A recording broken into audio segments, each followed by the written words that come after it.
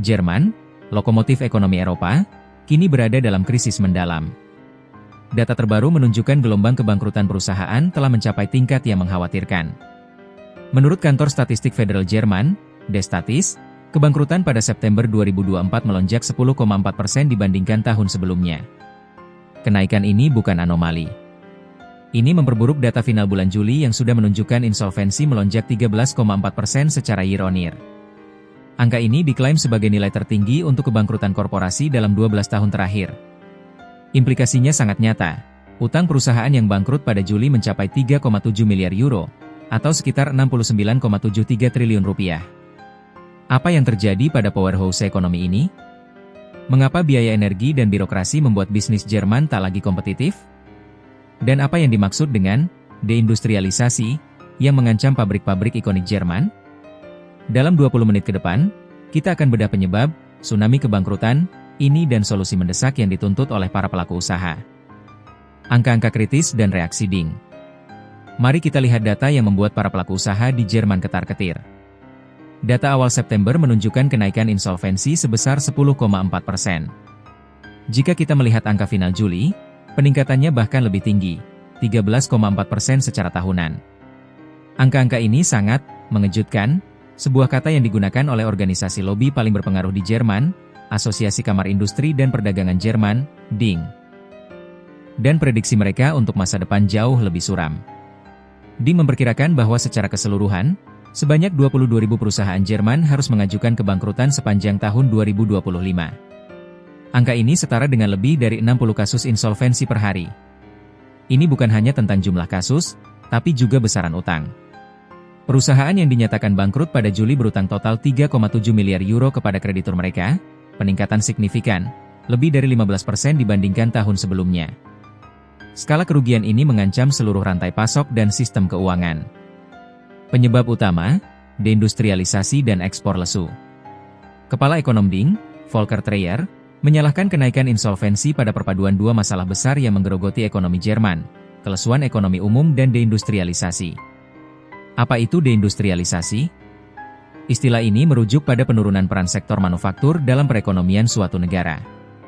Bagi Jerman, yang selama ini dikenal sebagai negara industri unggulan, membuat mobil, mesin, alat berat, deindustrialisasi adalah ancaman eksistensial. Proses ini didorong oleh biaya energi tinggi. Pasokan energi, terutama setelah konflik Rusia-Ukraina, menjadi sangat mahal bagi industri Jerman yang padat energi. Biaya personel tinggi, upah buruh dan tunjangan di Jerman termasuk yang tertinggi di Eropa. Faktor kedua yang memperburuk keadaan adalah menurunnya ekspor. Jerman adalah negara yang sangat bergantung pada ekspor. Treyer secara spesifik menyoroti penurunan ekspor, terutama ke Amerika Serikat. Dengan pasar ekspor terbesar mereka melemah, mesin ekonomi Jerman pun tersendat. Treyer dengan jelas mengatakan, ini bukan berita baik untuk ekonomi Jerman, sebuah pengakuan bahwa model bisnis Jerman yang berfokus pada industri berat dan ekspor kini sedang mengalami krisis struktural. Sektor terdampak dan rasio kebangkrutan. Meskipun seluruh perekonomian terpengaruh, beberapa sektor menanggung beban yang jauh lebih berat. Secara keseluruhan, tingkat kebangkrutan di Jerman mencapai 6,3 kasus insolvensi per 10.000 perusahaan. Namun, dua sektor ini jauh melampaui rata-rata. 1. Transportasi dan bisnis penyimpanan. Sektor ini mencatat 12,7 kasus insolvensi per 10.000 perusahaan. Angka ini hampir 2 kali lipat dari rata-rata nasional. Peningkatan biaya bahan bakar, biaya personel yang ketat, dan menurunnya volume perdagangan global jelas memukul sektor logistik dan transportasi, yang merupakan arteri ekonomi Jerman. 2. Pemilik restoran. Sektor ini mencatat 9,9 kasus insolvensi per 10.000 perusahaan.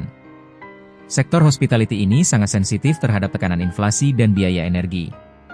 Ketika biaya bahan baku naik dan daya beli konsumen menurun, restoran menjadi yang pertama merasakan dampaknya.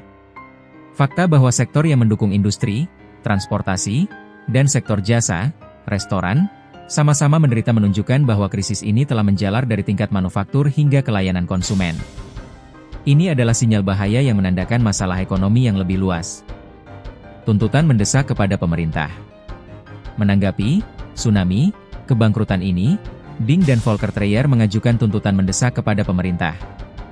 Intinya adalah perlunya menciptakan faktor lokasi yang lebih baik bagi Jerman. Dreyer menekankan bahwa Jerman harus menjauhi beban yang membuatnya tidak kompetitif dibandingkan negara-negara lain. 3 masalah utama yang harus segera diatasi adalah biaya energi dan personel yang tinggi.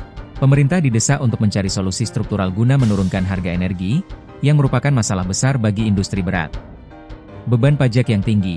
Di tengah krisis, pengusaha membutuhkan insentif pajak, bukan beban tambahan. Birokrasi yang tinggi. Proses birokrasi yang lambat dan rumit menghambat investasi dan inovasi, semakin mencekik bisnis kecil dan menengah. Tuntutan ini menunjukkan bahwa para pelaku usaha melihat masalah ini bukan hanya sebagai siklus ekonomi biasa, tetapi sebagai masalah struktural yang disebabkan oleh kebijakan dan regulasi pemerintah. Jika pemerintah tidak bertindak cepat untuk merampingkan birokrasi dan meringankan biaya, arus deindustrialisasi akan semakin cepat, mengubah wajah ekonomi Jerman secara permanen. Lonjakan kebangkrutan perusahaan di Jerman, yang mencapai titik tertinggi dalam 12 tahun, adalah pukulan serius bagi stabilitas Eropa. Kenaikan insolvensi, utang triliunan rupiah, dan ancaman 22.000 perusahaan gulung tikar adalah gejala dari krisis yang lebih dalam, deindustrialisasi yang dipicu oleh biaya energi tinggi dan birokrasi yang mencekik.